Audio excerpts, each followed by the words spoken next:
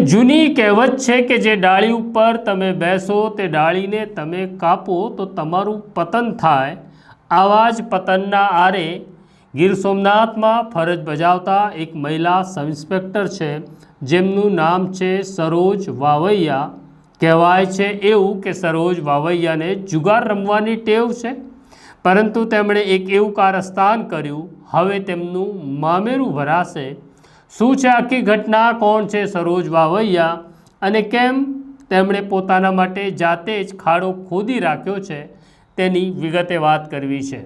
વૈષ્ણવજન તો તેને કહીએ જે પીડ પરાઈ જાનાને રે।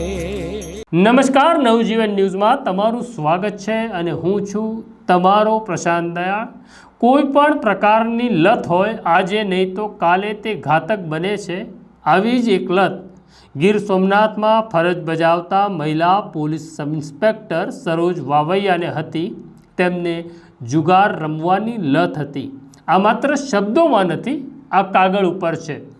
અગાઉ તેઓ જૂનાગઢમાં ફરજ બજાવતા હતા, ત્યારે એક સ્થળ ઉપર જૂનાગઢ પોલીસ દરોડો પાડે છે અને ત્યાંથી સરોજ વાવૈયા જુગાર રમતા પકડાય છે।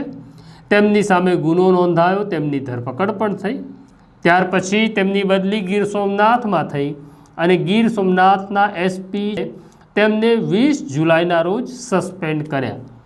કેમ સસ્પેન્ડ કર્યા તેવો પ્રશ્ન આવ્યો, ત્યારે તેમને જે સસ્પેન્ડ કરવાનો આદેશ આપ્યો તેમાં લખ્યું કે ગીર સોમનાથના કાંજલી ગામે જુગાર રમાઈ રહ્યો છે એવી માહિતી મળતા તમને ત્યાં દરોડો પાડવા જવાની સૂચના આપી, પણ તમે કહ્યું કે મારી તબિયત નાદુરસ્ત છે, હું દરોડો પાડવા નહીં જઉં, અને એ કારણસર એસપી જાડેજાએ તેમને સસ્પેન્ડ કર્યા।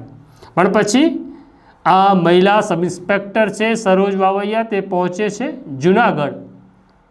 જૂનાગઢ રેન્જના ડીઆઈજી રાજેન્દ્રસિંહ ચુડાસમાને એક અરજી આપે છે અને અરજીમાં તે લખે છે કે મને 2 પોલીસ સબ ઇન્સ્પેક્ટર છે, એકનું નામ છે કાગડા અને બીજાનું નામ છે જેબલિયા।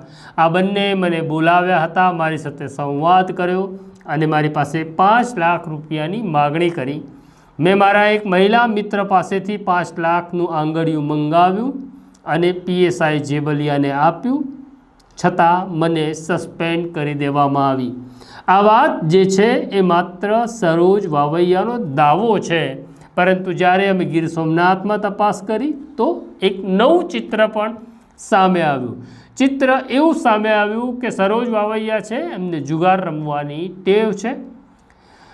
ગીર સોમનાથ પોલીસને બાતમી મળે છે કે કાજલી ગામની એક હોટલની અંદર જુગાર રમાઈ રહ્યો છે। પોલીસ ત્યાં પહોંચે છે, દરોડો પાડે છે અને દરોડામાં ખુદ સરોજ વાવૈયા ઝડપાઈ જાય છે। પરંતુ હવે પોલીસની આબરૂનો સવાલ હતો। સિનિયર અધિકારીઓ સાથે ચર્ચા કર્યા પછી એવું નક્કી થયું કે સરોજ વાવૈયાને આરોપી બતાડતા નહીં।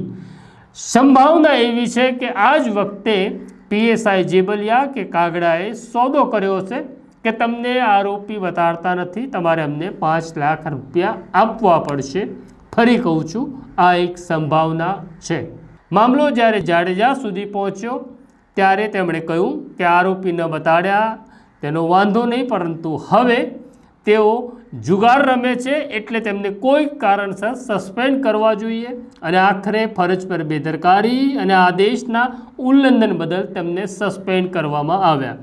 આ મામલાની તપાસ ડીઆઈજીએ ડીવાયએસપીને આપી હતી અને ડીવાયએસપીની પ્રાથમિક તપાસમાં સરોજ વાવૈયાએ જે આરોપ મૂક્યો એ તથ્ય તો સાચા નીકળ્યા, એટલે કે પીએસઆઈ જેબલિયાએ 5 લાખ રૂપિયા લીધાના પુરાવા મળ્યા।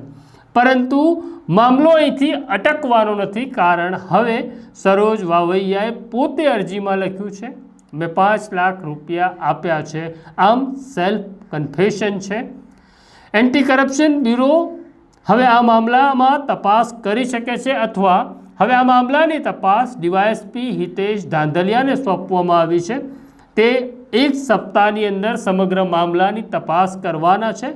શક્યતા અને સંભાવના બહુ પ્રબળ છે કે લાંચ લેવી એ જેટલું ગંભીર ગુનો છે એટલો જ ગંભીર ગુનો લાંચ આપવી એ પણ ગંભીર ગુનો છે.